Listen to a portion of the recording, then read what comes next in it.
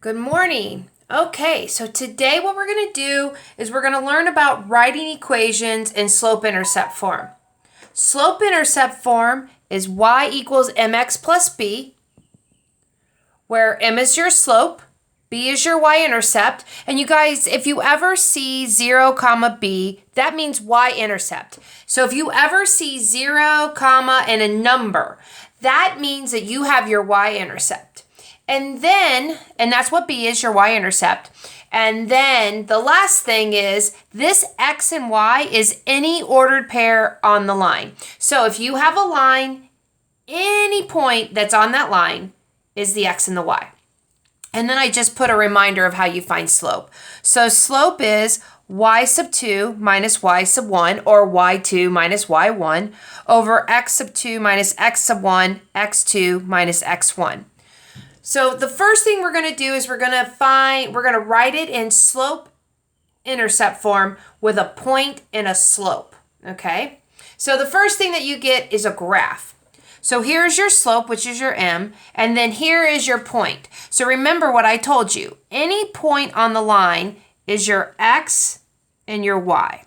So what that means is we're going to use the y equals mx plus b. We're going to do y equals mx plus b. Well, we know a y, and that's 5. We know our m, because that's 2. And we know an x, because that's 3. And what we don't know is our b. So we're going to solve this equation. So again, I took the point and I took the slope. And the only thing I didn't know in the equation was the b, so that's what I'm going to find. So 5 equals 6 plus b. If I subtract 6 from both sides,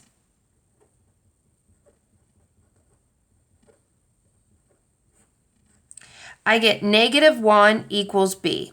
So now I have a slope and I have my y-intercept. So I have an m and a b. So now I can write it in slope-intercept form. So my answer is y equals 2x minus 1. Okay, let's try a different one. So now we know an m and we know a point. Now look at this. This is 0, 0. And remember what I told you our y-intercept was? Our y-intercept is 0b. Well, let's say, Miss Fleury, I'm not going to remember that. So let's put it in slope-intercept form. So we're going to start with y equals mx plus b. We're going to plug in 0 for y. We're going to plug in -2 for m. And we're going to plug in 0 for x. Because this is our x, this is our y. And we're looking for b.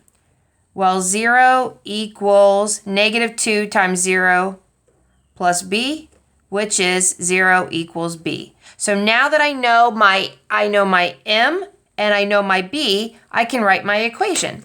And my equation is y equals -2x. You can put the 0, but usually you don't see it. So you can put the b, so y equals mx plus b, because remember your y and your x always stay there. And see how it's 2 plus 0? Well, we don't usually leave it like that. So we're going to write it as y equals -2x. And that's our final answer.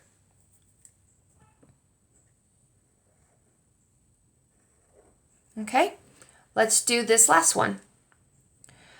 I know a slope and I know a point. So what do you think I'm going to do? Yep, y equals mx plus b. This is my m, this is my x, this is my y. I don't know my b because my b should be 0 and a number. So my y is going to be 4, my m is 1/2, my x is 2. Now look at this. This is really nice. A lot of people, they get to that fraction, they're like, oh my gosh. Usually you can cross out the fraction and the whole number. Well, what is 1/2 of 2? Well, 1/2 of 2 is 1 plus b. And now I'm gonna solve that. I'm gonna rewrite it up here because I want to show you. We're gonna subtract the 1 from both sides. These cancel out. 4 minus 1 is 3, which equals b. So now I know my slope and I know my y-intercept. So now what I can do is write my equation. And my equation would be y equals, it's 1/2 x, and then it's plus 3.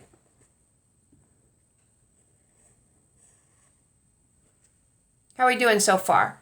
That makes sense? So remember, if you're given a point and a slope, you put the point, the x, y, in for y and x, and you use the m to find b. So now those are from graphs. So now I'm giving you 3 examples where you don't have a graph, but it looks the same. You still have a point, you still have a slope. This is x and this is y. All of these are x, y, x, y. Now, what we're going to do is we're going to do the same thing. Y equals mx plus b.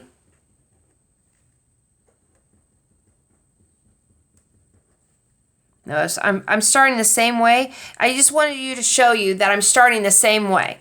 So my y is 2, so I'm going to replace y with 2. I'm going to replace my m with negative 3/4. So I'm going to put parentheses around that.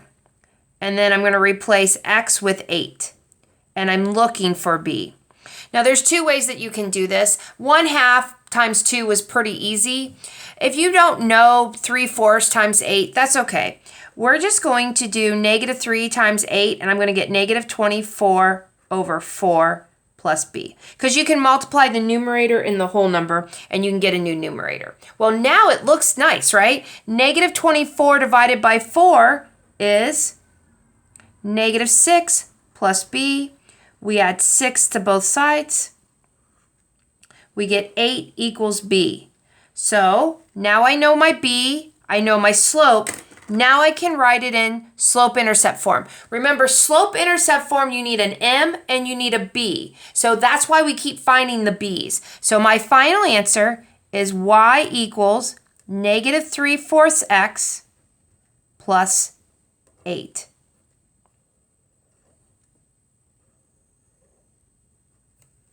Okay.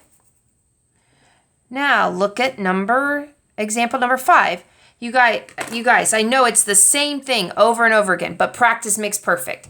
Okay, I don't know a b, because if I knew a b, somewhere it would say b. So I'm going to replace y with negative 4. I'm going to replace slope, which is my m, with negative 6. And I'm going to replace x with 1. And I'm looking for that b. Negative 4 equals negative 6 plus b. We're going to add 6 to both sides. That's a b. Negative 4 plus 6. Negative 4 plus 6 is positive 2, which equals b. And now I can write my equation. I know my slope. I know my b. Y equals negative 6x plus 2. Now, do you think that you can do example 6 on your own? Okay, did you get y equals negative 3x plus 4? Did you notice that when you plugged in the y and the x, that your b is the same as this ordered pair? That's because this ordered pair is your y-intercept. So if you get a slope and a y-intercept, you can go straight to the slope-intercept form. You don't necessarily have to put it in this. But you guys, this method always works no matter what. Okay, now what happens if I give you 2 points and not a slope and a point? The first thing that you'll have to do is you'll have to find the slope. You guys, from 2 points, you always are going to have to find the slope. So to find the slope, I put the slope at the top of the page.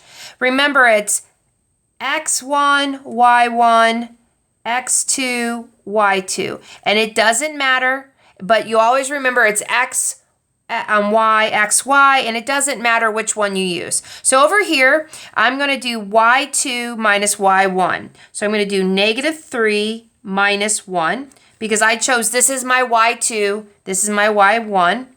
Then I'm going to do x2 minus x1. Negative 3 minus 1 is negative 4. 0 minus 1 is negative 1.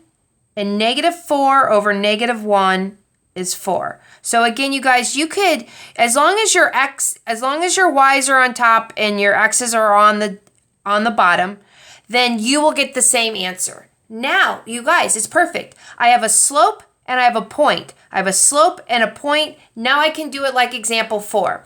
Now, you can choose either point. Some of you might notice that this is the slope and this is the y-intercept. Some of you are like, I don't want to use negatives. I want to use the 1, 1. So it doesn't matter. So what I'm going to do is I'm going to use 1, 1. So I'm going to replace, so this is what I need to look for. My y is 1. My slope is 4. My x is 1. And remember, if you pick this ordered pair, make sure you use both of these numbers. You can't take one from one point and one from the other. You have to use one whole point. 1 equals 4 plus b. We're going to subtract 4 from both sides. Negative 3 equals b. Now look, you guys, there's the y-intercept. There's my negative 3. And then my equation is y equals 4x minus 3. You could have just gone straight to this because you know your slope and your y-intercept. I am not going to be picky as long as you can get to the equation. Number 8, not number 2. We're going to do the same thing. So the same thing over here, we have to find the slope. So this is x1, y1. This is x2, y2. So slope is 7 minus negative 2. Okay. Then it's 7 minus negative 14, 7 minus a negative 2 becomes 7 plus 2. 7 minus a negative 14 becomes 7 plus 14. So we get 9 over 21. So that means my slope is 9 over 21. I want to reduce that. They both go into 3, like 3 goes into both of them, so I get 3 over 7. Now, remember like that 1/2 from example 3? So which point would you pick if you have 3/7 as your slope? You can pick 14 because 7 goes into 14, but I would pick 7, 7. So let's pick 7, 7, which means I'm going to put 7 in for y. And again, you guys, it doesn't matter which point. I'm going to put 7 in for y. And I'm going to put my slope, which is 3/7. Then I'm going to put 7 in for x. And I'm not going to write that. I'm going to write plus, not equals. And then, look, you guys, these cancel out. I'm left with 7 equals 3 plus b. I'm going to subtract 3. You get 4 equals b. Sorry, you can't see that. 4 equals b. And now I can write my final equation. Y equals my slope plus b. Again, you guys, the reason I picked 7, 7, the reason I picked this slope, not this slope, this point is because the 7's canceled out. Now let's see if you can do example 9 by yourselves.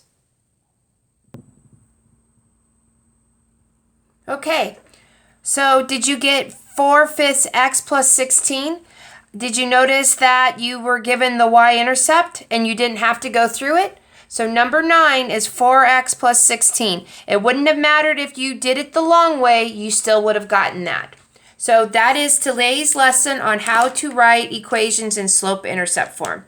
If you have any questions, let me know.